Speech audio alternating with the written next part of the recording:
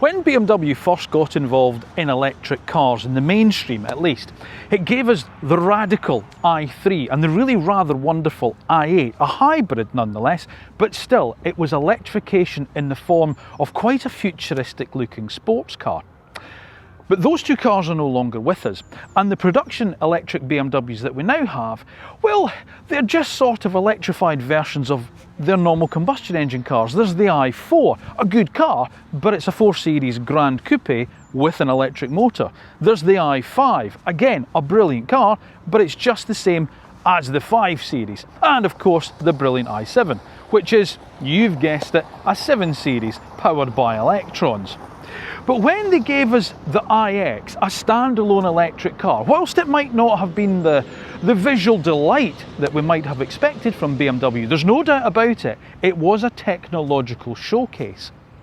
But even that car now feels a little bit old-fashioned in contrast with what BMW have just given us.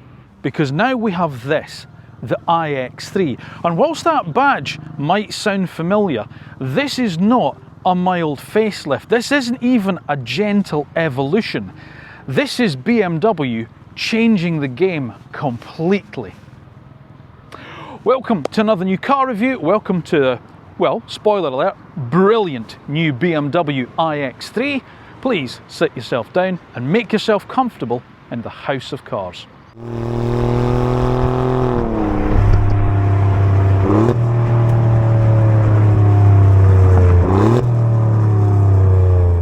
Now, if you know about automotive history and maybe a little bit of BMWs, you might be aware of a car that was known as the Neue Klasse from the late 1950s, early 1960s. It was a car that effectively saved the BMW brand and laid a foundation, if you will, for the BMW that we know and love today. It was the first of the sporting saloons that would go on to spawn cars such as the 3 Series, the 5 Series, and obviously the 7 Series. It was a real line in the sand moment for the company and a real turning point for them.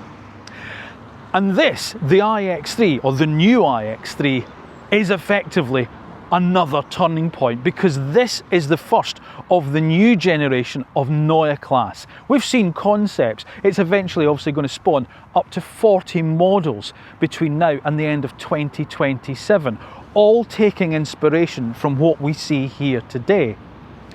And it really does usher in some big changes to BMW's electric drive. It's the 6th generation of its e-drive. It has 800 volt architecture, a 500 mile range, which they say is very achievable, and new technology which makes the driver's life a lot easier, but whilst it doesn't detract from the driver, it enhances the driving experience with the car. That's what they tell us, at least.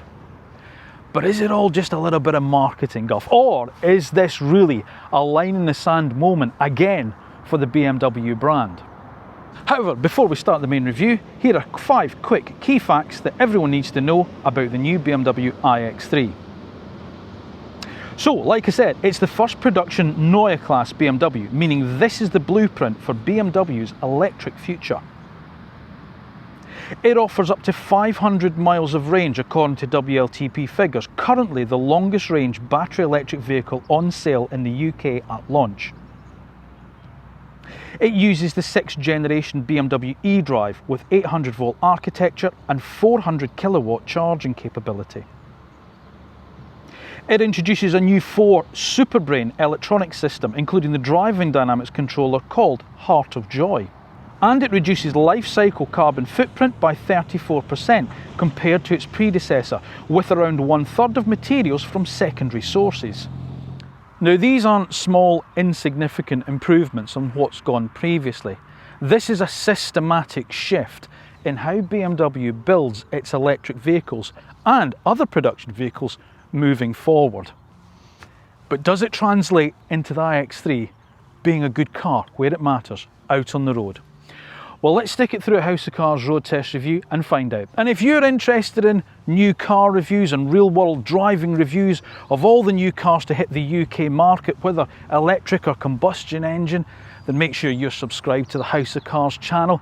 And when you've done that, make sure your notifications are turned on so you don't miss the next one when it's uploaded and it's gone live. Right, this is a big one, so let's make a start. Right, as always we start with design, which is also usually the start of an argument when we discuss a new BMW, especially given some of the controversial ones that we've seen over the last few years. This is less controversial, I think, and I think you need to get used to this because this is the future face of BMW. This is Neue Klasse. So things like the new 3 Series, this is the face that it's going to have on the front of it. It still has the double kidney grille, but it's slimmer, it's more compact than, say, the slightly brash and arrogant looking iX. It's still illuminated round it as well. That's the reason why BMW are using lights now, because they're moving away from chrome, because obviously it's less sustainable. So the light signature on the car is very modern and very fresh, but it still has that hint of BMWs of old because it's effectively replacing chrome. You've still got the traditional 4-light BMW signature across the front of it, and there's less gloss black plastic on it, which I'm really pleased to see as well, because I've not really enjoyed that on some of the models, you know, like the i7 and I'll say the iX when it first came out. So that's been toned right down as well. There's going to be 3 trim levels and each will look slightly differently depending on which one you go for. There's going to be the standard iX3, there's an M Sport, which this one is, and then an M Sport Pro, and there's small differences between each one. But there's also some practical stuff as well. Of course, you've got your active cooling down at the bottom there to help cool the battery pack down in there. They're still doing something that really irritates me, which is putting the forward-facing camera off-centre into one of the kidneys. Why they don't put it centre, just above the number plate, I will never know, but that's where it is. But effectively all the sensors are now within the double kidneys. But like I say, it's less controversial, less brash than some of the BMWs we've seen to before. You still get that shark nose that we've been used to from them. You still know that you're looking at a BMW as soon as you see it. And of course you still get your regular BMW white and blue propeller on the bonnet there that just nestles into this little valley that drops into the double kidney. And then of course it flows down into this sort of almost double section either side, you know, at the bottom of the number plate. I think this is a really handsome looking car, and as you go around it you'll see other nods to BMWs from the past. But don't get me wrong, whilst it may reference them, this is very much BMW's future direction. Now it's just under 4.8 metres long with a wheelbase just a smidgen under 2.9 metres.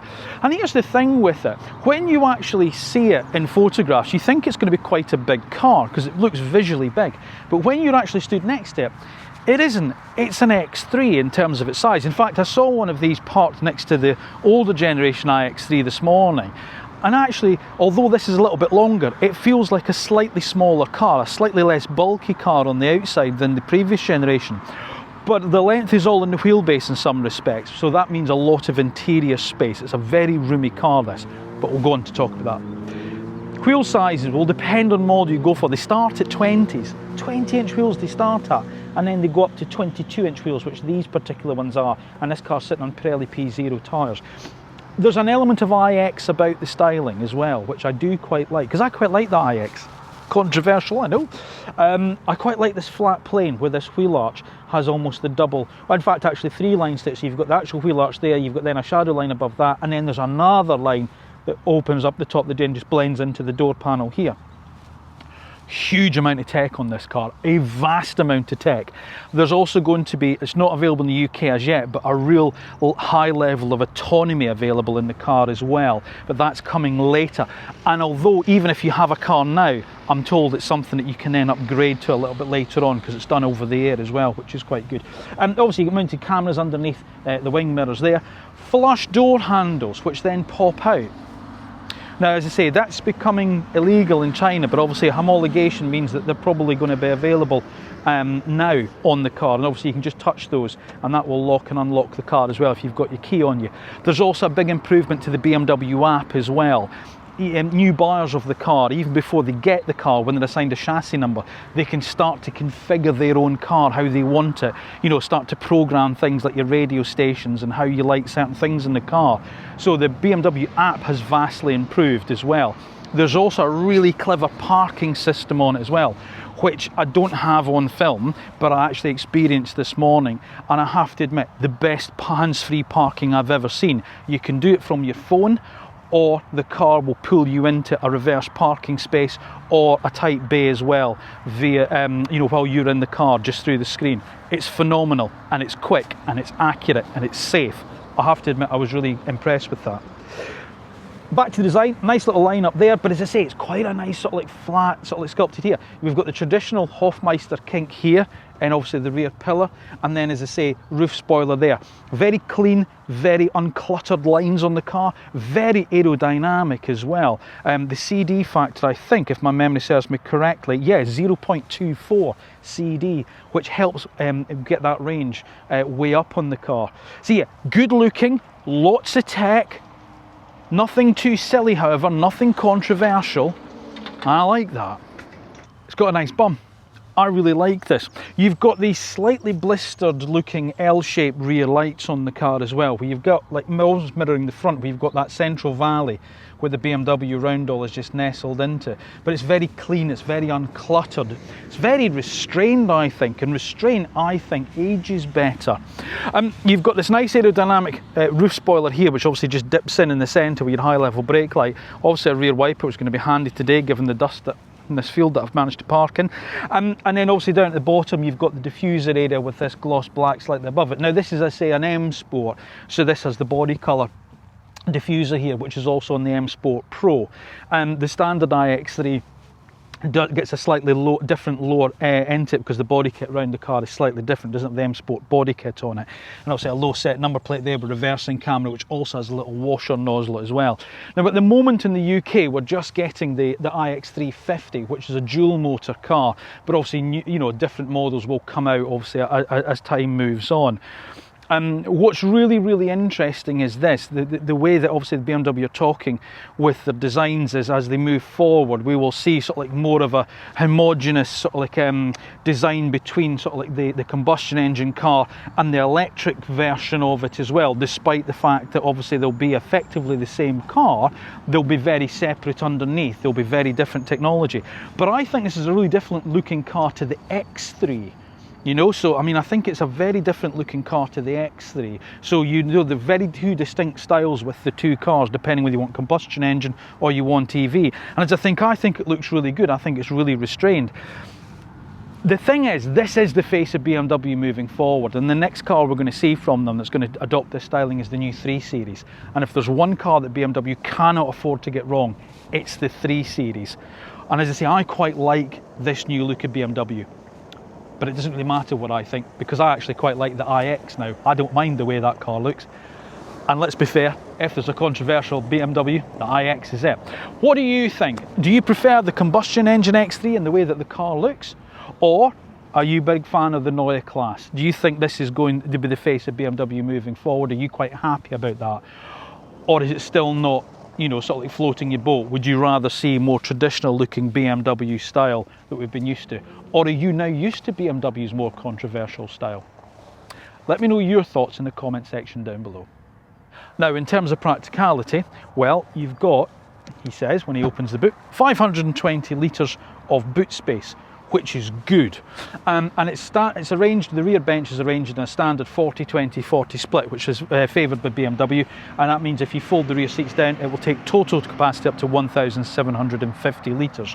So it's a good size of practicality that you've got in the back of the iX3. You've got some storage underneath the boot floor for cables and things as well, and also as well, if you're towing with the car, here's the thing, the iX3 50 will tow a brake trailer up to 2,000 kilograms. So if you're interested in towing, that's what you've got. And obviously you can put your spare number plate just underneath that boot floor as well, and there's some tools there and little things. There's also little things like there's a little pocket at the side there, there's a couple of little hooks on either side as well, and also there's a deployable tow bar as well. Obviously, as I say, if you are towing with the car, there you go, or you can just use it for a bike rack if you want. Standard sort of size loading lip as you'd expect for this size of SUV, but it is a flat load into there, so you don't have to drop things down into it. So again, putting heavier cases or wheelchairs or prams or things up into it shouldn't be too much of a problem. But certainly from a practicality point of view, this is a decent size of boot. In fact, this has actually got more literage than the iX has. But if you do need more carrying capacity, there is more up at the front. So you do get a frunk with the car, a fruit, a front boot, a front trunk, whatever you want to call it. 58 litres, which is nice because you get the plastic cover with the BMW badge on, a nice enamelled BMW badge, that's nicely finished. And of course your tyre inflation system is in there as well, so that means you don't have to go into the back if you need to get to that. But there's certainly enough space in there for an extra rucksack, or maybe a little small hold-all, or for some jackets and stuff. So yeah, it's practical. Right, what's it like for rear space? Well, it's really good actually. I mean, I'd say, that's as big as an X5, you know, in terms of rear seat accommodation. That's my driving position. I'll be driving the car today, so that's my driving position. And I can stretch my legs out. I can also get my feet right underneath the driver's seat, which is all the way in its lowest position, and dance my feet around, okay? Headroom's okay for me at 5'8", but this car is fitted with the optional panoramic sunroof. Now, I just want to talk about a couple of options that are fitted to this car.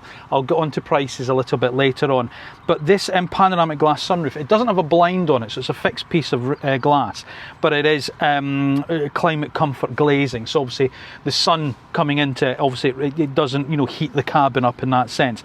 This car is also fitted with sun protection glass all the way around as well. The other thing it's got as well is the Technology Plus pack, which gives it 3-zone automatic air conditioning. So I've got climate control in the back seats as well here. There's also 2 USB-C ports there. Oddly, there's no pockets on the backs of the seats. There's no storage on the backs of the seats. There is, however, a good door bin, which I can get my Yeti coffee flask into. There's that shape to take that. And also if I pull down the centre armrest, because remember, obviously you've got the 40-20-40 split, you can also pop it in there as well, so it fits in there, albeit it's a bit snug, but it does actually fit, which is quite nice. There's no things on this particular car such as, you know, sun blinds in the doors and things like that, but I'm sure that's probably an option on it. But in terms of rear seat accommodation, well, it's really very good. Storage, as I say, is the only thing I could really maybe fault it on. It's only really door pockets. It would be nice to see mat pockets there, you know, or maybe a little storage in the centre armrest. ISOFIX points, they're nice and easy to get to. They're just behind. We don't mind these Velcro flaps too much actually. They're quite nice, and obviously the exposes the brackets there as well, and when they're closed it's nice and finished. And the seats themselves are nicely sculpted on the back as well, so they really do wrap around sort of like your shoulders and hold you nice. It's not quite the sort of like almost sofa-like rear of the iX, which is almost curved at the end here, but I have to say it's certainly big enough, you know, as a family car. It's just nice to see maybe a little bit more storage for the kids' stuff, but other than that, certainly enough space for them. Now, I can't mention the name of this car inside it because there's a little avatar in there that every time I say the name of the company, she bursts into life because she thinks I'm going to ask her a question. I will talk about it in a second because, in fairness, it's pretty good. One thing that I love about the iX, and I appreciate I'm a bit controversial in loving the iX, is I really love its interior. I think it really advanced this company's interiors on. It was still as easy to use as they've always been, but it really shifted them up a notch in terms of the competition. This moves them even further ahead of the game. And I get Mercedes have got the big panoramic, what do they call it, hyper screens, and Audi with its virtual cockpits and things. They can't touch this as far as I'm concerned. I absolutely love this. I adore this panoramic iDrive. What you have across the base of the windscreen here, in fact actually it's below the windscreen, top of the dashboard and below the windscreen is a screen where there's a projection onto it of all the information that you need to see, and it prioritises it depending either on the driver profile or what you're actually doing at the time. So for instance, if we were driving along at the moment using the navigation, as well as the navigation being here, we'd also get it up there as well. Okay, what you've also got as well is you get things, but it pushes other stuff away to the side. So for instance, at the moment it's playing the radio, so it's got the radio over on that far side, and it's got my phone connected, so it's over there, and it tells me the outside temperature. So it's not trying to cram everything into one head-up display or one binnacle here. It's projecting it across. It goes from A pillar to A pillar, and it's all in your line of sight. And it doesn't hinder your view either. So actually when you're sitting here driving, you're going to genuinely wonder, once you've used this, how you lived without it. It's all the information is across there. So the whole idea, the whole philosophy behind it is hands on wheel, eyes on road. Then you've got this freestanding display here, which has operating system X, so it's moved on a generation. They reckon it's now 20 times faster processing power than the previous generation, with all of these supercomputers in the car doing all of this stuff. And I can well believe it, because the way that it then just changes, and the way that everything just, the whole processing power is so fast. Obviously things such as Android Auto and wireless Apple CarPlay, that's, you know, a given. But it's all controlled through this central screen here. And whilst I do miss physical buttons in some respects, they're so easy to use. I don't understand why other manufacturers can't get it like this, because this is so quick. You know, you want to go into your climate menu, you just press it, boom, it's there. And obviously you get permanent, you know, sort of like temperature controls either side and fan speed. So you can just, and it, you know, you get that lovely little click with it as well, so you know you've activated it. Maybe the only downside is the airflow is distributed by moving the screen rather than a little vent, you know, sort of like toggle here, which would have been nice. But you know what? The rest of it's so good, I will forgive it for that. The other nice thing is down here we've got some shortcuts. So your lights, your lane departure assist, it's a button, just a little thing on the screen. Yes, deactivate now. And speed limit warning. That's it. It's there. It's immediately, and it's just there. You could just a finger stretch, touch it. I do also want to talk about the wheel, but I'll come on to that in a wee second. But look at it, look at the screen itself. And as I say, depending, you can also set up different profiles, which will then prioritise different things across here. So if I go into the profile setting, for instance, and go to Sport, what it now does is it takes away the media and the phone thing, and it's now giving me a G meter over there, and it's giving me almost like, you know, an electric car rev counter there with a power meter. And then over on this side, I've got just the stuff that I need to know. So speed, my distance to go, my range, my battery percentage, the speed limit for the road that I'm on. Plus you then also get a head-up display as well, which you can configure and change as well. It's just phenomenal. I hope the camera picks it up. I'll try and get some B-roll of it, because I absolutely adore this. It's fantastic. And you can, as I say, you can personalize it how you want it as well. You can change how it sees that, you know, what you actually see up there. So if I go to where there was another one, is it silent? Yeah, so silent comfort. It switched everything off over there now. So it's less distracting. You've got less stuff up there, and it's just the basic stuff you've got. It's phenomenal, absolutely phenomenal. I adore this. I genuinely do. And there's quick access, you know, you swipe down, you know, you can go into here, you can prioritize certain things. So for instance here, it's got the routes that we're driving on today. So I need to get into them. I just swipe down and they're all listed in here. You know, you get quick access into certain functions here, you know, up and down here, you know, different driving characteristics. You can configure your modes in there. You can go into chassis settings there, turn off your dynamic stability control in there if you want. You can schedule your charging from in here as well, precondition your batteries. Obviously as well with the navigation system, and we'll go on to talk about charging as well, it will highlight charging along your route as well and start to precondition the battery as it sees fit. So if you've got a charging stop planned, it will start to precondition the battery. I appreciate that's not new, but it's nice to have it here as well. You know, you can change things like, you know, such as the ambient lighting in here. You can have it how you want it. You can change the displays as well. You know, panoramic vision display. You can reduce the content. You can select the content you see. You know, you can go in here and control all your audio systems, and it's just so quick to go through. It really feels like an absolute step on. But the really interesting thing with it is it doesn't detract from the drive of the car. So when you're driving the car, this becomes second nature to use, and all of this panoramic iDrive works so well. You just don't need to take your eyes off the road. You don't even look at that when you're using the navigation, because it tells you up in your line of sight, and obviously you've also got it in the head-up display. It's a joy to use. They call the whole thing Heart of Joy. You know, these four things all working together. It's a cheesy name, but I genuinely do mean it's a joy to use. And I did mention there is voice activation as well. I'm always reluctant to use it. I'm not quite sure. Set temperature to 21 degrees. Temperature changed to 21 degrees. So you don't even have to touch that. Just brilliant. Just don't mention the name of the car when you're driving it. The other thing as well is, depending, obviously, this steering wheel, I want to talk about this now. This is a weird thing, and I wasn't sure if I was going to like it or not. I'll tell you what is nice, it's thinner. Well done, BMW. Look at it. There is another optional steering wheel on this car. You can have an M Sport steering wheel or M Sport Pro wheel, I'm not sure what they call it, which gives it almost like 2 spokes. But this has got the spokes at the 12 o'clock and 6 o'clock.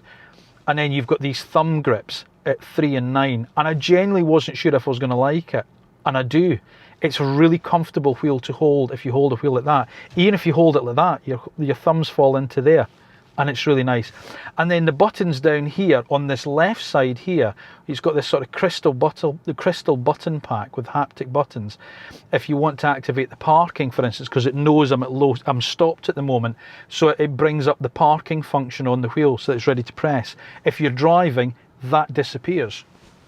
And it's just your cruise control there. And then you've got your media controls over on this side. You've still got things such as column stocks, you know, for your white light. I'll start again. You've still got things such as column stocks for your lights and your wipers and indicators. They've still got that practicality, but I just think this is so much nicer. And the dash itself is really nice. So you've got this knitted textured material here, which they used on the Mini, and I love it on the Mini, and I love it on the BMW, and it's got ambient lighting behind it as well. Oh. I'm not quite sure how to help you with that. Cancel. Really got to watch what I say.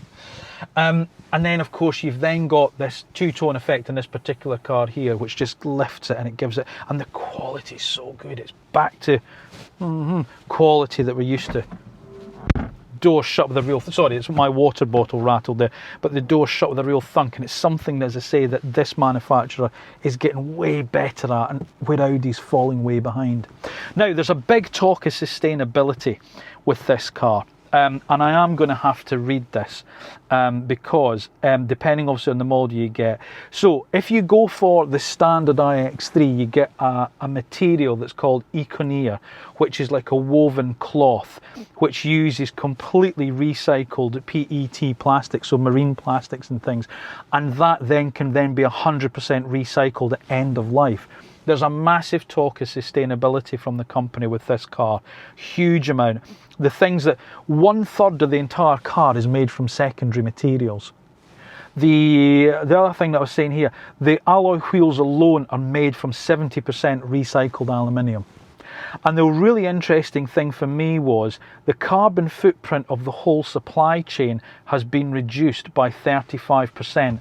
Not the carbon footprint of the car, the carbon footprint of the whole supply chain that this company uses to build this car has been reduced by 35%. It really, I mean, we're going to talk about this because this isn't the main focus of this car. We're going to talk about batteries and tech next, but this, even if it did, you know, sort of like 200 miles less than what the company's claiming for it, this alone is enough to elevate it way past the competitors that are in the market. This interior feels like it's from a concept car, but it's as usable as a car. It's as usable as any interior from this company has always been. And it's an absolute joy to use, but it's tech that's useful, it's tech that's usable, it's tech that enhances the driving experience, not removes from it. That's the important thing. Very, very quickly, storage, big door bins, centre cubby box in there with power takeoff, big storage area underneath the centre console here, wireless charger there, 2 USB-Cs there, a secondary phone holder there, and cup holders there. The seats themselves are an absolute joy as well. To you know, electrically adjustable, obviously, heated, ventilated, and as I say, the driving position with this new steering wheel and that dashboard is just phenomenal. It's not just the best car interior in its class. I don't think I have been in an interior of a car that I've got on with so well than the new iX3. This alone changes the game, let alone all the other stuff that we're just about to talk about. What a phenomenal place to sit. Now, if you thought that was impressive, get your laughing gear around this. Now, sorry for the phone, because there's a couple of little stats that I want to talk about with this. So it has a usable capacity battery of 108.7 kilowatt hours. This car, they reckon, will do up to 500 miles on WLTP tests. Now, I do want to clarify that a little bit, because what I did take a photograph of this morning was when they gave us a list of the things here, and I'm just going to read here. The 500 mile range is for the iX3 50 X-Drive on the optional wheels. Okay, that will do 500 miles. But even this X-Drive M Sport will still do 492 miles according to WLTP tests on the bigger wheels. That is phenomenal. So, and for my friends on Ireland and the continent, that's 805 kilometres for the 500 mile range, and 791 kilometres is the least that they say that it can do. And this is the dual motor car. Imagine what a single motor car is going to do. The other interesting thing with this car is its charging capability. So this is 800 volt architecture, and I made a couple of little notes on this as well that I wanted to talk about. So it will do 10 to 80% in 21 minutes. Okay, now it's a big old battery, this 10 to 81%, but that's not the stat that really impressed me. 231 miles can be added to this car in just 10 minutes. Now let's pause for a second there. To put that in perspective, the distance from my house in the south of England in Surrey to my mum's house in Scotland is just under 350 miles.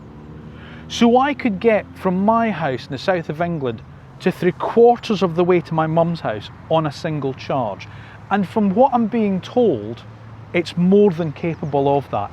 If not, BMW are being a little bit, they're playing it down a little bit, is what I'm being told by some of the guys who have been engineering on this car. They reckon it's capable of more. This is a game-changing car. It really is. AC charging. That's 11 kilowatts is standard, with 22 kilowatts as an option as well. And it also has bi-directional charging, and the reason I've kept hold to my phone is it's different. So vehicle to home is up to 11 kilowatts and vehicle to load is up to 3.7 kilowatts. So you can power things from your house. You can also power things on, on a campsite, if you're out here. This isn't just a car, this is an energy device. And as I say, in terms of that electrical architecture, that size of battery, that type of range, but more importantly, that charging capability, this rewrites rules as far as I'm concerned for EVs. Now, let me give you the raw numbers first. 469 horsepower, 645 newton meters of torque. It'll do 0 to 60 in 4.9 seconds, and it'll top out at 130 miles an hour, where permissible, Your Honour. So it's not exactly a slouch. Bear in mind, this is the X-Drive 50, it's the dual motor car. I'm sure there will be a single motor car or a less powerful one along at another stage, I don't know, an X-Drive 40 or whatever they're going to call it, which is going to be, be a little bit cheaper and obviously a little bit slower, but will probably give more range, which will be brilliant because this thing does an amazing range as it is. How does it drive? Really well and really normally. Now, I know that's going to sound really weird to say that, but hear me out on this. This is the most interesting thing about this car, is how normal it is to drive. Feels like an X3. It doesn't feel a particularly big car on the road. That's the other nice thing about it. When you drive an iX, which is, it's obviously, it is physically larger than this car. It still feels like like a bigger car. You drive an X5, it feels like quite a big car. The X3 doesn't, and the iX3 is the same. I'm not saying it shrinks around you, but it does feel, like a more compact style of SUV. It does feel like in their parlance, SAV, sports activity vehicle, which is something that this manufacturer has always said about the X3. That's what they've always called it, a sports activity vehicle. And from that point of view, they're absolutely right. Right, I'm going to start with some basics here. The driving position, absolutely phenomenal. Just so good. These seats, so comfortable, hold you really, really well. You've got enough lateral support down the side of you. You've got enough lateral support down the side of your thighs. There's enough length in the squab. Certainly for me, that's fine. The head restraints, just exactly right where you want them to be. Everything feels right. This wheel, which I genuinely didn't think I was going to like, is really lovely. They've made it thinner, which is the thickness of their wheels has always been a big problem I've had with this certain Bavarian manufacturer. I've never really liked the big thick wheels. This car seems to have slimmed that down. Either that or I've got used to them. But I really like where these little thumb rests are. I really like the fact you can just hook your thumbs in there and you've got this perfect driving position. This panoramic display, oh, I can't stop talking about it enough. It's absolutely wonderful. It's so clear, it's so crisp, and everything's up in your line of sight. Absolutely everything that you need to see. Plus you've also got the head-up display as well on this particular car, which is an option admittedly, but it's on this car, which is wonderful. So there's no problem at all with, you know, being able to see everything. All the controls, when you think about this manufacturer's dashboards of old, with the way they used to sort of wrap around you, this screen is in such a nice position. That's exactly how it feels. Everything's just a finger stretch away from the wheel. And when you don't need to move your hands off the wheel, you've got the voice activation as well. So from that point of view, they've nailed it. Absolutely nailed it. You feel absolutely, I know it's going to sound corny, but you feel genuinely at one with the car. And this is what they've been talking about. This is what they want. They don't want, whilst it's going to come with some form of autonomy as well, which is going to come a bit later on in the UK, they also don't want to ignore the drivers. You know, that's the whole point of it. You know, the ultimate driving machine, the joy of driving, or whatever they want to say nowadays. You can absolutely feel it's embedded into this car. It really is. What I really like about it as well is, depending obviously on the speed you're doing and depending where you are as well, it will depend obviously on some of the controls you get shown. So for instance, at the moment we're up driving, you know, so it's showing me the navigation, it's showing me it actually in a little corner of the panoramic vision display, or whatever they call it. It's showing me in the head-up display, and it's obviously showing me it there. If I was parked, it would do away with that on that screen because I don't need to see it. It would prioritise something else. It doesn't bring up the parking function on the steering wheel when you're at speed. It brings up the cruise control function. Just little things like that shows that somebody's really thought about it. Shows that there's been a real depth of engineering and design gone into that. The fact that, you know, it just and you can't even see it, it just disappears from view on the steering wheel. All you've got is the cruise control button there on the wheel. That's it. Brilliant. Right, the actual drive of the car, how does it feel out on the road? Fantastic. You wouldn't expect anything less from this manufacturer from the point of view of how it handles. But what they've got with this car now is something slightly different, because it's not an X3 that's been re-engineered as an electric car. This sits on a bespoke platform, and what you've got is cell to pack technology and then pack to body technology, or pack to chassis technology. In other words, the battery pack of this car is part of the structure, which means they can lower the centre of gravity. They can engineer it like that right from the get-go, which lowers the centre of gravity, which means that not only is it amazingly rigid and strong, but also it handles really, really well. Obviously you've got dual motors on the car, one at the front, one at the back, and obviously it's very, very powerful. But it never feels like the front wheels are being overwhelmed by power. So, you know, it seems to split the torque really, really evenly. You know, so if you, there's a car in front of me, if I put my foot down, you feel it dig in at the back. You don't feel it scrabble at the front. You really feel it sort of like, you know, hunker down and just go. But the acceleration never feels manic. It feels progressive. And of course, you get that digital sound that this manufacturer has always been renowned for in its EVs as well. So you get that lovely digital noise, which isn't a fake engine noise, it's a digital sound. And that's another thing that I like about it. They're not trying to make it, you know, an electric car that behaves or sounds like it's got a petrol engine in there. They're trying to make it sound like an EV. They're trying to make it sound different. They're trying to make it, you know, sound like the future. And it genuinely feels like it. The steering is of real note, I think, because there is a real nice weight to it. Now, obviously, it's electronic. There's a tiny bit where you just feel off the dead ahead, where it just has a slight lighter step, and then it almost seems not catch up with itself, but it goes through a tiny little bit of a detent, if you like, and then it weights up. But when you're at speed and you're driving, I've been driving this car all this morning down some real twisty roads through Hampshire and into Sussex. And it really feels like, you know, you can really easily place it. You can really easily get the car tucked into the apex. And that's what I mean. It doesn't feel like a big car. It doesn't feel like a heavy car. It behaves like a normal 3 letters X3. It behaves exactly as you would expect it to. But there's something different about it as well. again, it feels like it's a step on. The way it delivers the power, the way that the steering reacts. There's another clever system in the brakes as well.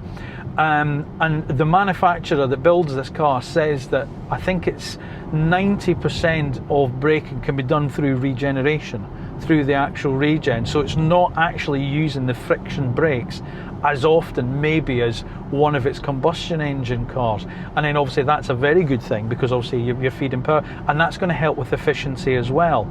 But even when you do use the middle pedal, you've got a real progression to it. You know, you put your foot on it, it feels like you're doing something. It feels like you're stopping the car. It feels like you're making that happen. It's not just, you know, sort of like reacting. It's doing it properly. It's behaving like a car. But it doesn't feel, I don't know how I'm going to explain this properly. The DNA of this company, to sound a bit corny, is in here, and you can feel it, but it doesn't feel like anything they currently produce. It feels like the next generation on. It feels like a step change for them. The way the suspension behaves isn't, you've got a really lovely sort of like absorption in the spring and dampers, you know. So at the moment, this road I'm on at the present time, the A32, there's some really nasty potholes on it, obviously with the rain and the bad weather we've had, and the wheels are dropping into them, and it doesn't glide over them. You can feel it, they are there, you know. It's not hiding them, it's not smothering them out, but what it's not doing is transferring that into the structure of the car. So again, you're in touch with what's happening on the chassis underneath, but you're not being pummeled by what the road wheels are having to deal with. So again, it's dealing with things for you, and that to me is the sign of a really well engineered car, a well engineered driver's car, when you can still feel what's happening, but it's not sanitizing you from it, but it's not also, you know, crashing and bumping and, you know, things. And you've got that in a lot of their sports cars. You know, the Z4 was a car that I always felt was a bit like that. You know, it dealt with it really well. The chassis coped well with it. And it's the same here in the iX3. It's coping really, really well with it. And it just feels like you're driving the car, but it doesn't feel like, you know, as I say, it doesn't feel like a task. It doesn't feel overwhelming. It's a game-changing car, I think, this. You know, the way that it drives, it's got all the stuff that you expect from the blue and white propeller Bavarian car manufacturer, but then it's moving stuff on. It's also changing the game a bit. It's also, you know, shifting the benchmark away from some of the other cars that they've built in the past, and also some of its rivals. You know, the way it delivers that performance, the way that it handles, the way that it copes with imperfections on the road surfaces, the way that it interacts with you as a driver, yet still isolates passengers.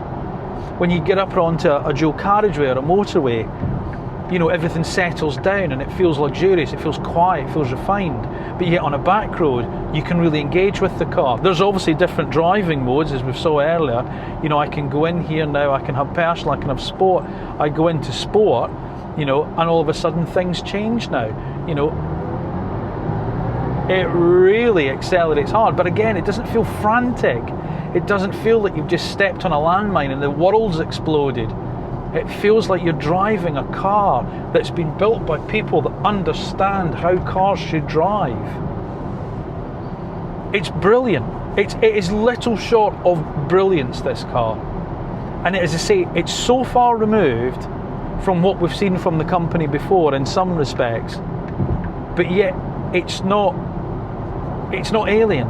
It feels normal to jump in and use all of this stuff. But the way they've set it up, the way they've engineered it, it's phenomenal. It's the best car, the best EV I've driven from the company. It's the best car until I can drive the new Mercedes GLC and also the Volvo.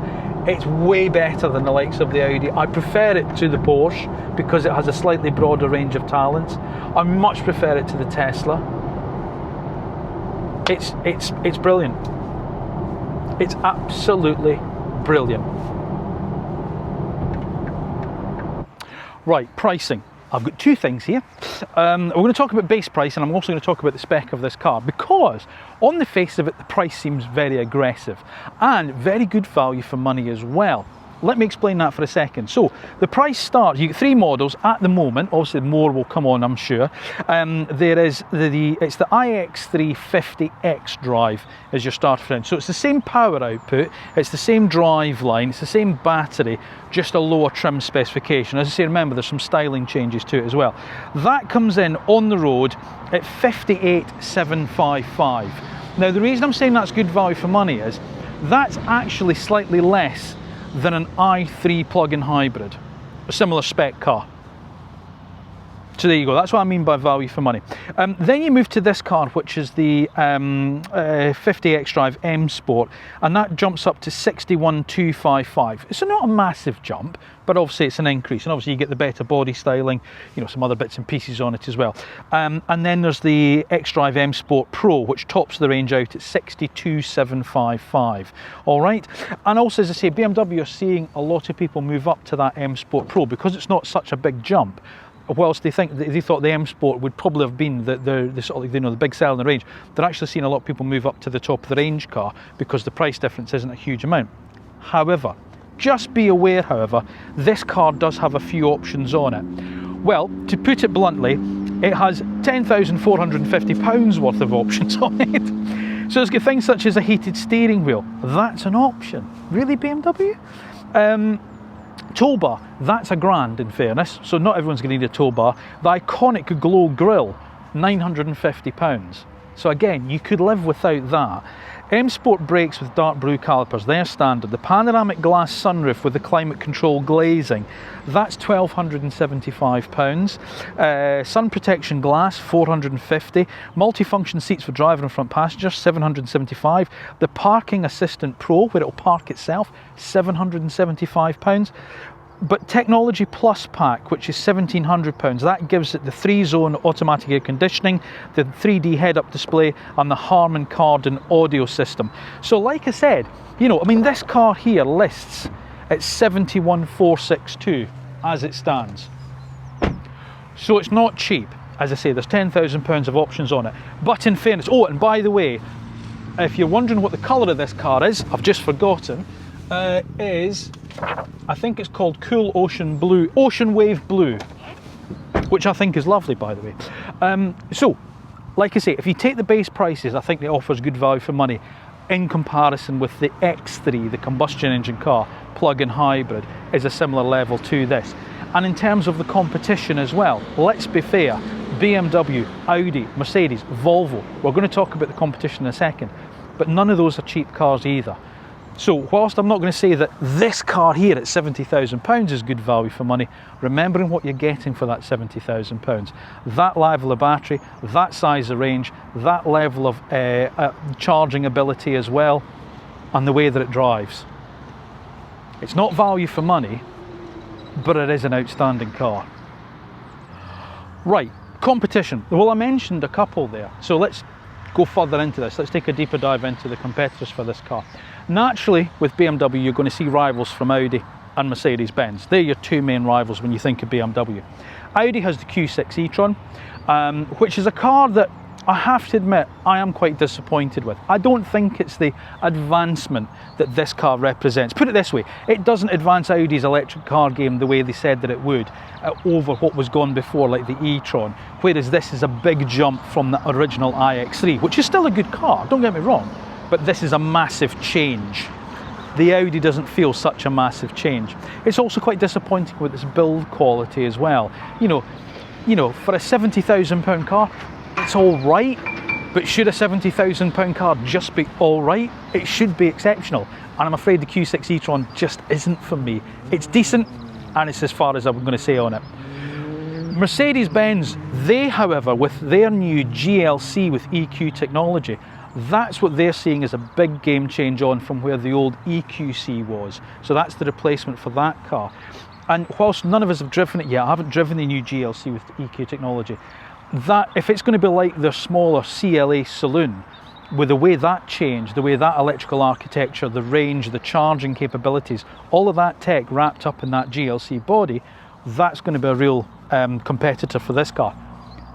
The way it looks, however, I have to say, now that we've stopped taking the mick out of BMW styling, it's time for Mercedes to take some flack, because yeah, it's got some questionable styling about it as far as I'm concerned, but we'll leave that there. The one car, however, I think this is going to face real tough competition from is Volvo with the iX3. Now, I've not seen it, but I've got colleagues who have, and they say, wow, what a car. It's a real tough choice, they said, between iX3 and iX3. So when I drive that, I'm hoping for big things, because they're talking a 500-mile range, they're talking a, you know, real advancement in electrical architecture. And in terms of styling, well, it's Volvo, and as far as I'm concerned, Volvo can do no wrong as far as the design's concerned. So that is a car that you're going to see as a big competitor for this. I think there's some others as well. You're probably also going to consider maybe the Porsche Macan if you're into your driving, because that's the true driver's car of this sort of class. Whilst it maybe doesn't have the range, it maybe doesn't have, you know, some of the tech of this car, when it comes to just out and out driving enjoyment, let's be fair, it's a Porsche, and some of those Macans are really, really good to drive. So that's a competitor too. And one that we always seem to forget about is Genesis with the GV70. Now, the thing about the GV70 is, even before they updated it, I thought that was a better car than the Audi Q6 e-tron. I ran one for 6 months and did a good few thousand miles in it when I worked over on Auto EV, and that's a real hidden hero as far as I'm concerned. Now they've updated it, now they've changed it, and they've made it even better. That's a car to consider. And a little bit left field as well, you might also want to think about the Lexus with its new updated RZ. Again, not driven the new updated one yet, but you know, it's a big change from when it first came out with its disappointing range, but they say the new one is a lot better. So what I'm trying to say is there's still a few competitors that BMW have to consider, but with maybe the exception of Volvo and Mercedes, none of them have truly advanced the class on like the iX3 has in my book. This is a car that takes all the negatives and the objections people have about electric motoring and smashes them to smithereens. Range anxiety, dealt with. Charging speeds, dramatically reduced. Digital experience, reimagined for the future of driving. Sustainability, engineered in right from the start. But let's be honest, none of that would matter a single jot if this wasn't a good car to drive, if this wasn't a proper BMW where it mattered, out on the road. And trust me, it is, and then some. This isn't just a new model from BMW. This is a new benchmark. This car moves the goalposts so far apart that its rivals can't even see where they are now. This is the future of BMW, they tell us. This is the blueprint for what they're going to give us moving forward. We can see up to 40 new models from the brand between now and the end of 2027. And if this is where they're starting from, then trust me, what comes next isn't just a brilliant future for the brand, but a turning point, not just for BMW, but for driving. And that needs to be celebrated. Thank you for watching another new car review here on House of Cars. As always, please make sure you are subscribed to the House of Cars channel.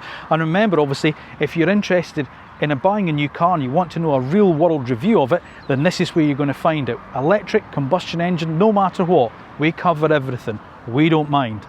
Now make sure your notifications are turned on as well, because that's the way you'll get an alert when the next video is uploaded and it's gone live. And obviously, if you've enjoyed this one, give it a little thumbs up for me and leave me your thoughts in the comment section down below. Let me know what you think about the new BMW iX3 and on the House of Cars channel overall.